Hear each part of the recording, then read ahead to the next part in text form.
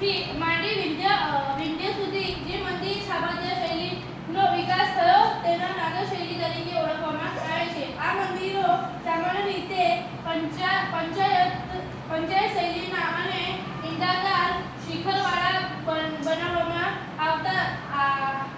આવતા આ શૈલીમાં મંદિરોમાં જગન્નાથ મંદિર, કોણાર્કનું સૂર્ય મંદિર તેમજ ખજુરાહોનું મંદિર વગેરે મંદિરોનો સમાવેશ થાય છે. જગન્નાથ મંદિર નાગર શૈલી ઈસવીસન 5મી સદી પછી ભારતના ઉત્તર ભાગથી માંડી વિંધ્ય સુધી જે મંદિર સ્થાપત્ય શૈલીનો વિકાસ થયો તેને નાગર શૈલી તરીકે ઓળખવામાં આવે છે. ત્રીજું ભરતનાટ્યમ.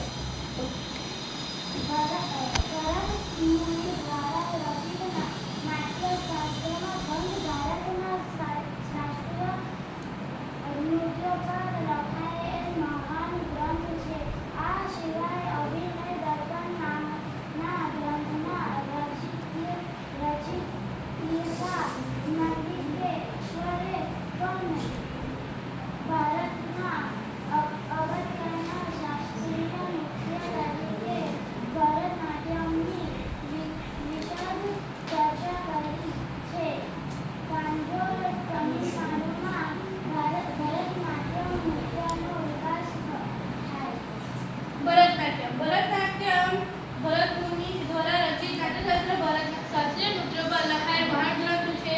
આ સિવાય અભિનય દર્પણ નામના ગ્રંથના રચયિતા નંદિકેશ્વર પર ભારતના અગત્યના શાસ્ત્રીય નૃત્ય તરીકે ભરતનાટ્યમ ઓળખવામાં આવે છે. તાંજોર એટલે કે તમિલનાડુમાં ભરતનાટ્યમ નૃત્યનો વિકાસ થયો.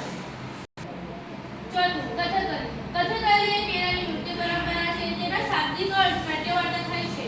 અભિનય એવા નૃત્યનો આધાર છે. અભિનય ઉપરાંત રંગભૂષા અને વેશભૂષા પણ ખૂબ મહત્વની ગણાય છે. સાત્વિક રાજ્યની અને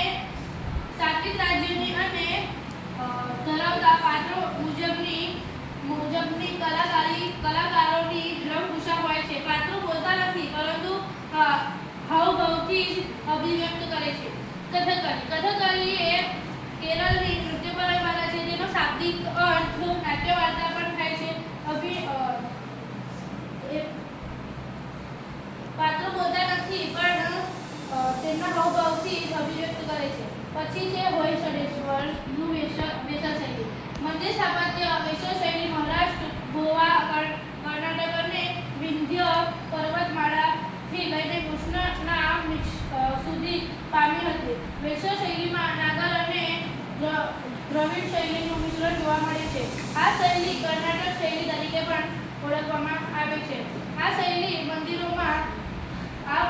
મંદિરોમાં હોયસળેશ્વરનું મંદિર અને ચૈતન્ય કેશવ મંદિર વગેરે મંદિરોનો સમાવેશ થાય છે. હોયસળેશ્વરનું મંદિર વેશલ શૈલી. મંદિર સ્થાપત્ય શૈલીની વેશલ શૈલી મહારાષ્ટ્ર, ગોવા, કર્ણાટક અને વિંધ્ય પર્વતમાળાથી લઈને કૃષ્ણ નદી સુધી વિકાસ પામી છે. વેશલ શૈલી નાગર શૈલી અને દ્રવિડ શૈલીનું મિશ્રણ જોવા મળે છે. આ શૈલી કર્ણાટક શૈલી તરીકે પણ ઓળખવામાં આવે છે. આ શૈલીના મંદિરોમાં હોયસળેશ્વરનું મંદિર અને ચૈતન્ય કેશવ મંદિરોનો સમાવેશ થાય છે. પછી છે મણિપુરી નૃત્ય એ પૂર્વ ભારતમાં આવેલ મણિપુર રાજ્યની ઓળખ છે. મણિપુરના લોકો દરેક ઉત્સવ પ્રસંગે આ નૃત્ય કરે છે. નૃત્યમાં શરીરની ગતિ ધીમી હોવાથી તેને ભારતના અનેક નૃત્યોથી અલગ માનવામાં આવે છે. મણિપુરી નૃત્યમાં બે પ્રકાર છે, દાસ્ય અને તાંડવ. મણિપુરી નૃત્ય એ પૂર્વ ભારતના મણિપુર રાજ્યમાં ઓળખાય છે. મણિપુરના લોકો દરેક ઉત્સવે આ નૃત્ય કરે છે. પછી આ નૃત્ય શરીરની ગતિ